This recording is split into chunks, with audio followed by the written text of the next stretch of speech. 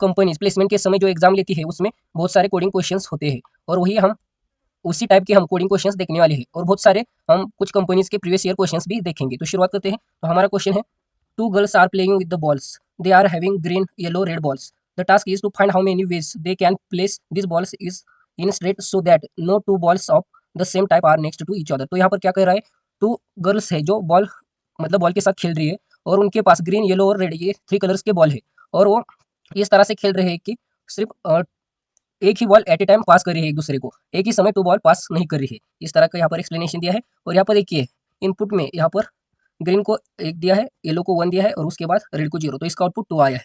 तो यहाँ पर इसका एक्सप्लेनेशन भी दिया है, there are only 2 arrangement GY और YG। तो यहाँ पर देखिए ग्रीन के लिए G यूज़ किया है और येलो के लिए Y, और इनकी ही वैल्यू 1 1 एंटर की है, तो इनका ही अरेंजमेंट किया है, और उनका जो अरेंजमेंट आ रहे हैं वही आउटपुट में डिस्प्ले किया है। उसके बाद कंस्टेंट क्या दिया है, for each ball placement there are 3 possibilities, there are n balls in total. तो यहाँ पर क्या कह रहा है, सिर्फ यहाँ पर 3 कलर के बॉल्स है, जहाँ पर उसके लिए हमने ग्रीन के लिए G लिया है, येलो के लिए Y लिया है, और रेड के लिए R लिया है।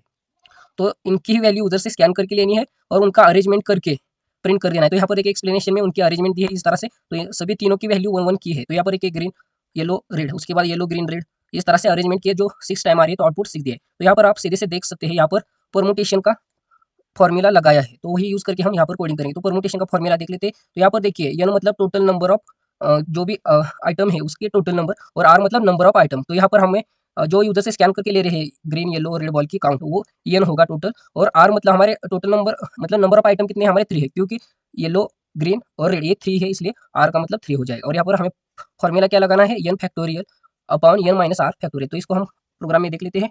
तो यहाँ पर पहले हमें क्या कहा गया है, यूजर से वैल्यू स्कैन करके लेने के लिए कहा है। तो यहाँ पर देखिए, तो यहाँ पर फर्स्ट इनपुट में देख लेते हैं। तो यहाँ पर एक ग्रीन के लिए G, येलो के लिए Y और रेड के लिए R। तो यहाँ पर क्या करते हैं, तो यहाँ पर वैल्यू उधर से स्कैन करके लेंगे। तो यहाँ पर फर्स्टली ग्रीन, तो यहाँ पर हम क्या करते हैं, मैसेज के लिए सिर्फ ग्रीन, और यहाँ पर हमें काउंट एंटर करना है ग्रीन का। उसके बाद दिया है येलो का, तो यहाँ पर Y is equal to int, और उसके बाद यहाँ पर इनपुट लेते हैं, और यहाँ पर देंगे हम येलो। तो येलो का काउंट आएगा Y में, उसके बाद आएगा रेड का काउंट। तो यहाँ पर उधर से वैल्यू स्कैन करके लेंगे,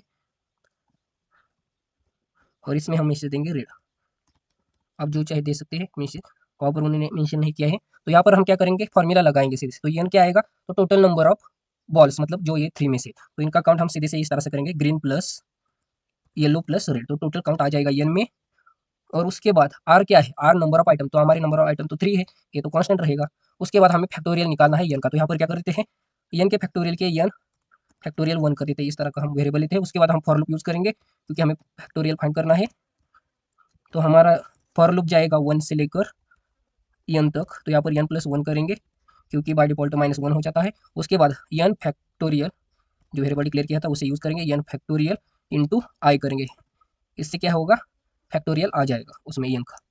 उसके बाद क्या करना है, यहाँ पर नई वैल्यू आएगी, तो यहाँ पर हम क्या करेंगे, मतलब R नीचे क्या है n फैक्टोरियल, यहाँ पर परमुटेशन का फॉर्मूला हम फिर से दिखा देता हूँ आपको। तो यहाँ पर देखिए हमने n का फैक्टोरियल निकालिया, अब क्या बचा, n माइनस R का फैक्टोरियल।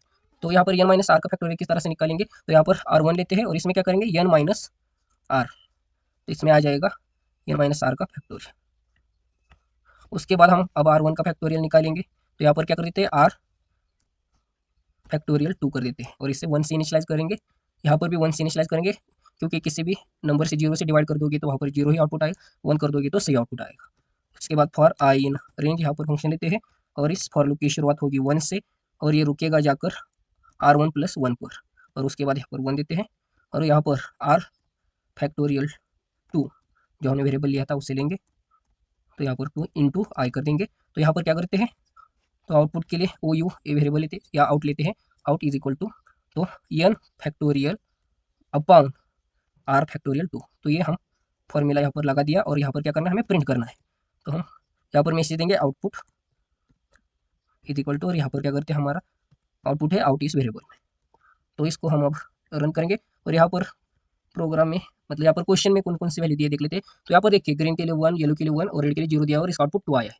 तो देख लेते हैं प्रोग्राम में हमारा भी आउटपुट वही आता है। तो इसको रन कर देते हैं।